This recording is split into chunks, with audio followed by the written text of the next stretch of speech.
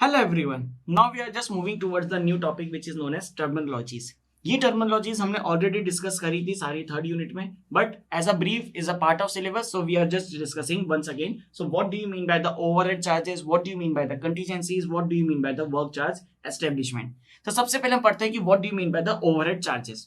Overhead charges मतलब एक ऐसे चार्जेस जो कि आप कहीं पे भी आपने बड़ा प्रोजेक्ट है तो उसके लिए आपने एक ऑफिस खरीदा रेंट पे, फिर उसमें बहुत सारे टैक्सेस पे कर रहे हैं, आप रेंट पे कर रहे हैं, आप सुपरविजन चार्जेस पे कर रहे हैं, साथ ही साथ आप उसमें कुछ भी फोटोकॉपीज वगैरह करा रहे हैं, तो जितने भी इनडायरेक्ट खर्चे हो रहे हैं आपके, सो दैट खर्चे is known as overhead charges. Means office के जितने भी एक्सपेंसेस, आपको स्टेशनरी लग रही है, आपको प्रिंटिंग लग रही है, आपको फोटोकॉपी लग रही है, आपको मैप्स वगैरह की जेरोक्स वगैरह लग रही है, आप रेंट वगैरह पे कर रहे हैं, तो आपने जो भी ऑफिस डाला और उसके कारण जितने भी खर्चे आ रहे हैं, so that charges are known as overhead charges.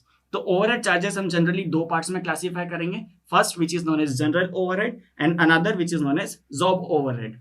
तो जनरल ओवरहेड में क्या आएगा, जितने भी ऑफिस स्टाफ है उन सबकी जो सैलरीज वगैरह रहेगी वो सब ओवरहेड चार्जेस में आएंगे. साथ ही साथ जितनी भी स्टेशनरीज हो रही है, प्रिंटिंग हो रही है, अगर आप कुछ कोरियर्स वगैरह पोस्ट वगैरह कर रहे हैं, so that are known as. अगर आप कंस्ट्रक्शन वर्क से रिलेटेड कहीं पे भी ट्रेवलिंग कर रहे हैं, फॉर एन एग्जांपल आपको एक गाड़ी भी लगेगी क्योंकि आपका ऑफिस जो है वो कंस्ट्रक्शन साइट के बिल्कुल पास में नहीं होगा.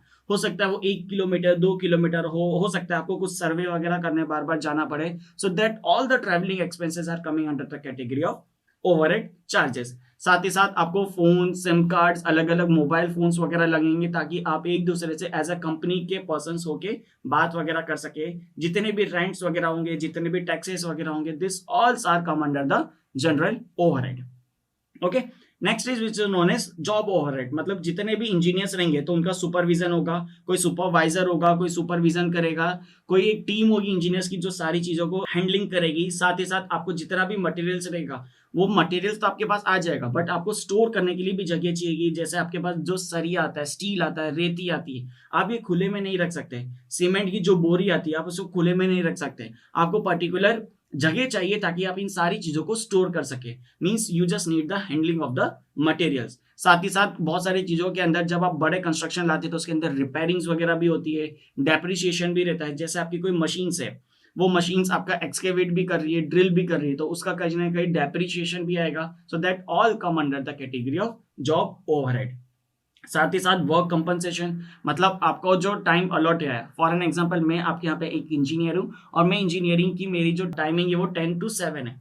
अब मेरा 7 से लेके 8 बजे तक नहीं बल्कि 11 बजे तक, एक रात को 1 बजे तक, 2 बजे तक अगर मेरा कुछ काम हो रहा है, या कोई साइट पे नाइट में हम कुछ कंक्रीट की फिलिंग कर रहे हैं, ये आपको पता है जब भी हम छत भरते हैं तो उसे एक ही बार में फिल करते हैं, तो उसको भरने में काफी टाइम लग रहा है. So you have to provide some compensation वगैरह ताकि वो जो एक्स्ट्रा वर्क हो रहा है उसके लिए भी आप उसको जस्टिफाई कर सके. साथ ही साथ अगर आप कुछ इंश्योरेंस करा रहे हैं मशीन्स वगैरह का, so that all are coming under the category of job overhead.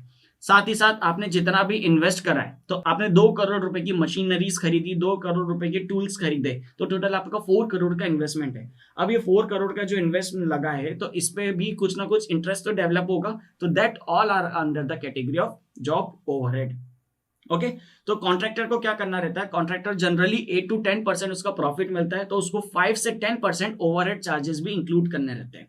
For an example अगर कोई प्रोजेक्ट है जिसकी कीमत है 10 करोड़ रुपए, तो 10 करोड़ रुपए का 5 से 10% एज अ ओवरहेड चार्ज उसको अलग से इंक्लूड करना है. साथ ही साथ अपना कॉन्ट्रैक्टर का प्रॉफिट भी 8 to 10% उसे लेकर चलना ही होगा. बट अगर कोई स्मॉल स्केल प्रोजेक्ट है, जैसे अगर मुझे एक छोटा सा एक घर बनाना है जिसकी G+1 या G+2 है, तो वहां पे इतने ज्यादा ओवरहेड चार्जेस नहीं आएंगे. क्यों नहीं आएंगे? क्योंकि मुझे वहां पे अलग से एक ऑफिस नहीं लेना पड़ेगा, मुझे अलग से कोई पर्सन हायर नहीं करने पड़ेंगे, मुझे अलग से कोई रेंट वगैरह पे नहीं करना पड़ेगा. तो स्मॉल स्केल के हिसाब से ओवरहेड चार्जेस 1 या 2% या कई कई केस में ना भी हो सकता है. But in the case of large projects it may be up to 5 to 10% of the overall cost of the project. So I hope this term overhead charges is clear to you. Means the general office expenses which you have to bear. Okay.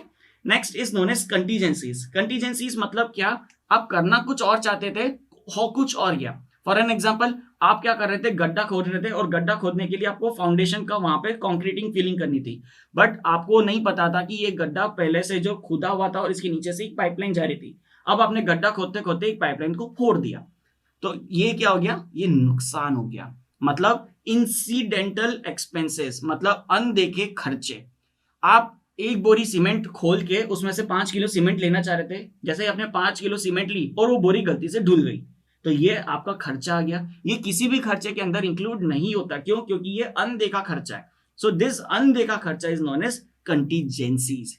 याद है आपको, हमने road में भी use करा था, क्योंकि road में हम जितनी भी कटाई करते हैं तो आसपास क्या होती है, मिट्टी वापस से धस जाती है, तो हम हमेशा रोड के केस में 5% हमेशा लेकर चलते एक्स्ट्रा। वैसे यहां पर भी क्या हो रहा है, कुछ भी हम कंस्ट्रक्शन करना चाह रहे हैं तो उसके कारण कुछ भी टूट फूट हो जाती है।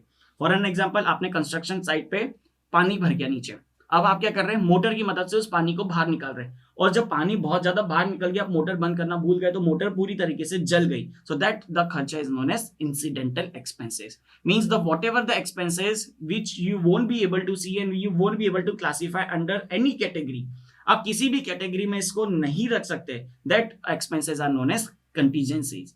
कंटीजेंसीज हमेशा 3 to 5% वेरी करती है of the overall cost of the project. For an example, आपका कोई एक प्रोजेक्ट है जो कि 10 लाख का है, तो आपको उसका 5% लेकर चलना होगा। हम हमेशा रोड वर्क के केस में भी इसको 5% लेकर ही चलते हैं।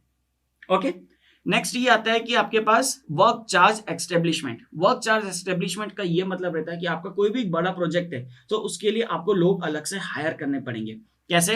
जैसे कि आपको स्वीपर रखना पड़ेगा, आपको चौकीदार रखना पड़ेगा, आपको सुपरवाइजर रखना पड़ेगा, आपको अकाउंटेंट वगैरह रखना पड़ेगा। तो ये जितने भी खर्चे हैं ये हमारे कंस्ट्रक्शन में नहीं आ रहे। क्यों? क्योंकि इसका सीमेंट से कोई लेना देना नहीं, इसका मटेरियल से कोई लेना देना नहीं, इसका लेबर से कोई लेना देना नहीं। अभी तक हम क्या समझते थे, कोई भी कंस्ट्रक्शन होगा तो उसमें मटेरियल 10 लाख का आएगा, लेबर 5 लाख की आएगी, तो 15 लाख में काम हो जाएगा। ऐसा नहीं होगा। क्यों? क्योंकि हमको वहां पे चौकीदार भी रखना है, नहीं तो हमारा मटेरियल चोरी हो जाएगा। हमको वहां पे अकाउंटेंट भी रखना है ताकि हमको पता चल सके कि कौन सा मटेरियल कितने का आ रहा है। हमको कोई भी स्टाफ वगैरह रखना पड़ेगा, हो सकता है हमको सुपरवाइजर वगैरह रखना पड़े। So this all the charges are coming under the category of work charge establishment. ये जितने भी वर्क चार्ज रहेंगे ये सब रहेंगे टेम्पररी बेसिस पे, इनका परमानेंट नहीं रहेगा। और टेम्पररी तब तक रहेंगे जब तक कि हमारा कोई भी प्रोजेक्ट चल रहा है। जैसे ही हमारा प्रोजेक्ट खत्म होगा तो इन सभी जो टेम्पररी स्टाफ है इनको आप टर्मिनेट कर सकते हैं। But while giving the termination you have to give a prior notice which is 1 month earlier. आपको 1 महीने पहले उनको एक नोटिस देना पड़ेगा ताकि आपका टर्मिनेशन इस प्रोजेक्ट के लिए खत्म होता है। However, you can provide the new letter or the new sanction letter for the approval जब भी कोई नया प्रोजेक्ट होगा उसके लिए। बट जैसे ही कोई भी प्रोजेक्ट खत्म होगा तो आपको 1 महीने पहले उनको इन्फॉर्म करना रहेगा ताकि अगर वो चाहे तो दूसरे प्रोजेक्ट के साथ जुड़ सके, ताकि this charge and the amount which is used और partially combined, this is known as work charge establishment. So what are the different technologies that we learned in this particular video?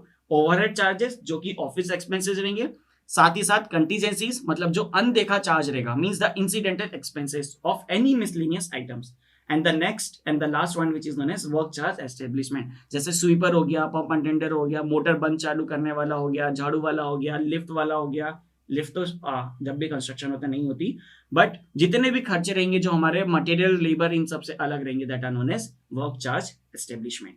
So I hope this all the 3 terms is clear to you, and if you have any doubt you can contact. Okay, thank you.